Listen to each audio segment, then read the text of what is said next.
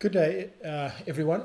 In my previous video, I started showing about pump calculations and I was basing it on water.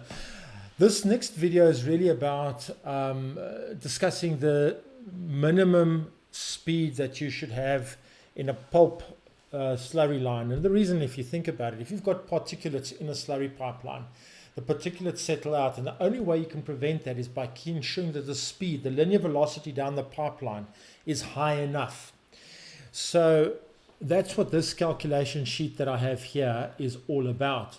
Now, in my previous calculation sheet, which I've made available to you, it'll be was for pumping with water, and this is just to deal with the linear velocity. I'll also talk about the head in my next video, but where you can get the stuff that I'm providing, and this Excel sheet you can get for free, along with the previous water calculation sheet tool that I'll give out for free, plus all sorts of other goodies. All you do is you go to this website.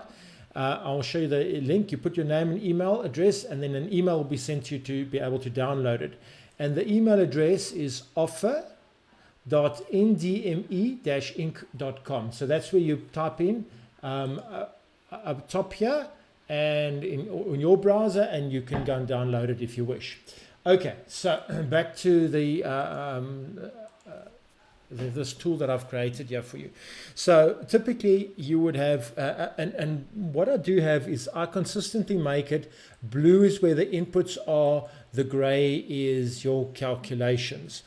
And you won't be able to change it, it's just to save it, but you can change to your heart's content all the numbers on the white, blue background, white text, and then of course the gray ones you can see the formulas and just see how the heck the calculation came about.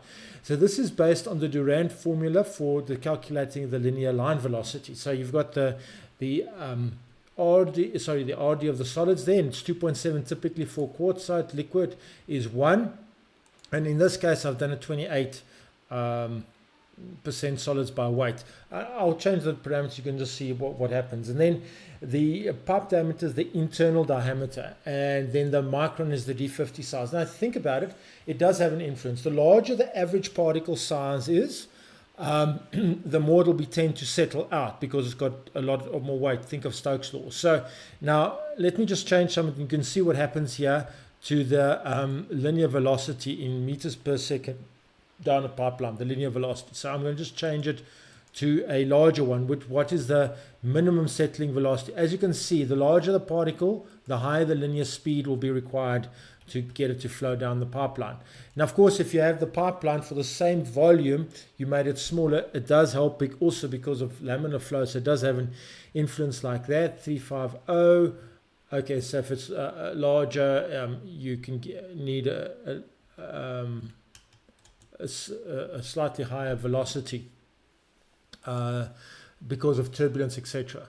So, and the percentage concentration does also have a bearing on it. If you change it to 18%, you can see there the linear velocity drops, and it makes sense because the less the concentration, the more the water is there as a carrier medium, and more energy is dissipated. But anyway, it's based on the Durand formula, and you can see, and then I've also got the minimum flow rate in the pipeline in cubes per hour. Now, what this does mean, if you think about it, if you look at here, I've got a flow rate of 250, so you have to be above this line, this velocity would be the higher than this.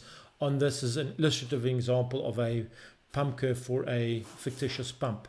But anyway, the point being is also that if you think about the downside of it is that you've got problems on two sides. If you've got the linear velocity too high, you've got too much energy that you have to dissipate, and your boss will come moaning to you saying this pump is taking too much energy to pump the amount of liquid that I have, and your pipe wear and things go up. But on the other side, if you don't have it high enough, the particle is going to settle out and you're going to lose production. So typically what one tries to do is to try and get just above the limited settling velocity, that is this number here. So I hope this helps you, and please always go and check with a pump vendor. This is just to give you a taste of what you should be and what the driving forces are of your linear velocity. Cheers.